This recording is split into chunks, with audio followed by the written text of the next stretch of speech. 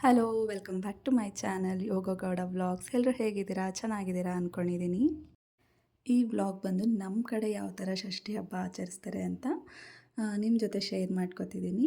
So ಇಲ್ಲಿ ನೀವು ನೋಡ್ತಿರ್ಬೋದು, ನಾವೆಲ್ಲರೂ ಪೂಜೆ ಮಾಡೋಕ್ಕೆ ಅರೌಂಡ್ ಒಂದು 10 ಹಾಗೆ ಹೋಗಿದ್ವಿ. ಇದು ನಮ್ಮ ತೋಟದಲ್ಲೇ ಇರೋದು. ನಾವು ಪ್ರತಿ ವರ್ಷ ಅಲ್ಲೇ ಹೋಗಿ ಪೂಜೆ ಮಾಡ್ಕೊಬರೋದು. ಗುಡಿ ಎಲ್ಲ ಕಟ್ಸಿದ್ದಾರೆ ಉದ್ದಕ್ಕೆ. ಸೊ ಇಲ್ಲಿ ನೀವು ನೋಡ್ತಿರ್ಬೋದು, ನಮ್ಮ ದೊಡ್ಡಪ್ಪ ದೊಡ್ಡಮ್ಮ ಎಲ್ಲ ರೈಸ್ ಮಾಡೋದಕ್ಕೆ ಇಟ್ಟಿದ್ದಾರೆ. ಆ್ಯಂಡ್ ಇನ್ನೂ ನಮ್ಮ ಮೊದಲನೇ ದೊಡ್ಡಪ್ಪ ದೊಡ್ಡಮ್ಮ ಬರೋಕ್ಕಾಗಲಿಲ್ಲ, ಆ್ಯಂಡ್ ನಮ್ಮಪ್ಪ ಅಮ್ಮನೂ ಬರೋಕ್ಕಾಗಲಿಲ್ಲ. ಇಬ್ಬರೂ ಏನು ಬೇರೆ ಕೆಲಸದ ಮೇಲೆ ಹೊರಗಡೆ ಹೋಗಿದ್ದರು.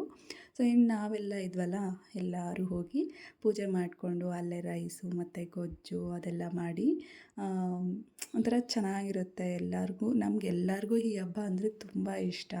ಸೊ ನಾವು ಯಾರೂ ಈ ಹಬ್ಬನ ಮಿಸ್ ಮಾಡ್ಕೊಳ್ಳೋದೇ ಇಲ್ಲ.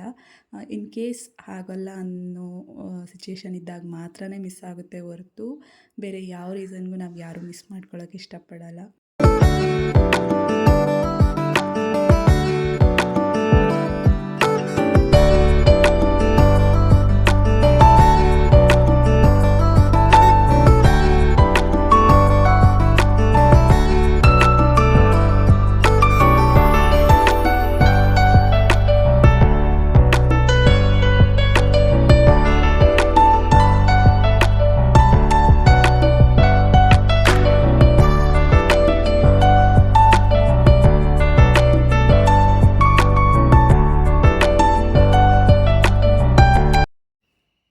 ರೈಸು ಮತ್ತು ಕೈಗೊಜ್ಜೆಲ್ಲ ರೆಡಿ ಆದಮೇಲೆ ನಮ್ಮ ದೊಡ್ಡಪ್ಪ ದೊಡ್ಡಮ್ಮ ಅತ್ತಿಗೆ ಎಲ್ಲ ಸೇರಿ ದೇವ್ರಿಗೆ ಎಡೆ ಹಾಕಿದ್ದಾದಮೇಲೆ ಪೂಜೆ ಎಲ್ಲ ಮಾಡೋದಕ್ಕೆ ಸ್ಟಾರ್ಟ್ ಮಾಡಿದರು.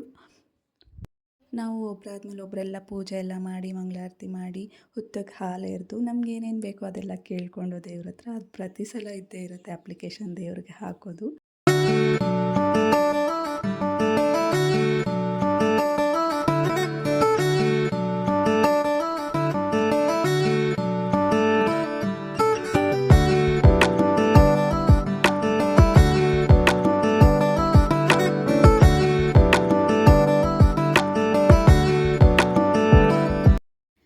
ಎಲ್ಲರೂ ಪೂಜೆ ಮಾಡಿದಾದಮೇಲೆ ಪ್ರಸಾದ ತೊಗೊಂಡು, ಆ್ಯಂಡ್ ನಮ್ಮ ಫ್ಯಾಕ್ಟ್ರಿ ಹತ್ರ ಸ್ವಲ್ಪ ಲೇಬರ್ಸ್ ಇದ್ದರು, ಅವ್ರಿಗೂ ಪ್ರಸಾದ ಎಲ್ಲ ಕೊಟ್ಟು ಫಸ್ಟ್ ಚಿಕ್ಕ ಮಕ್ಕಳನ್ನ ಊಟಕ್ಕೆ ಕೂರಿಸಿದ್ರು. ಬಿಕಾಸ್ ಬೆಳಗ್ಗೆಯಿಂದ ಎಲ್ಲರೂ ಉಪವಾಸ ಇದ್ವಿ. ಅವ್ರಿಗೆ ಬೇಗ ಊಟ ಬಡಿಸೋಣ ಅವ್ರು ತಿನ್ನಲಿ ಅಂತ. ಬಿಕಾಸ್ ಚಿಕ್ಕ ಮಕ್ಕಳಲ್ವಾ, ಆಲ್ಮೋಸ್ಟ್ 11:30 ಆಗಿತ್ತು ನಾವು ಪೂಜೆ ಎಲ್ಲ ಮುಗಿಸಿ ಊಟಕ್ಕೆ ಕೂರೋಷ್ಟರಲ್ಲಿ.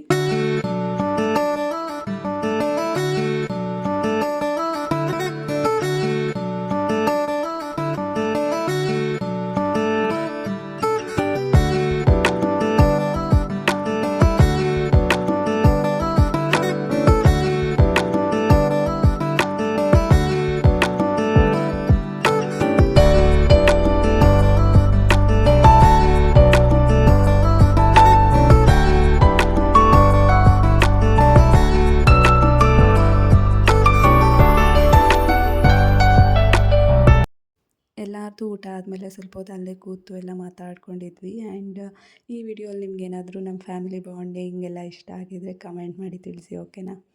ಆ್ಯಂಡ್ ಇನ್ನೊಂದು ಇಂಟ್ರೆಸ್ಟಿಂಗ್ ವ್ಲಾಗ್ ಜೊತೆ ಸಿಗ್ತೀನಿ. ಅಲ್ಲಿವರೆಗೂ ಟೇಕ್ ಕೇರ್, ಬಾಯ್.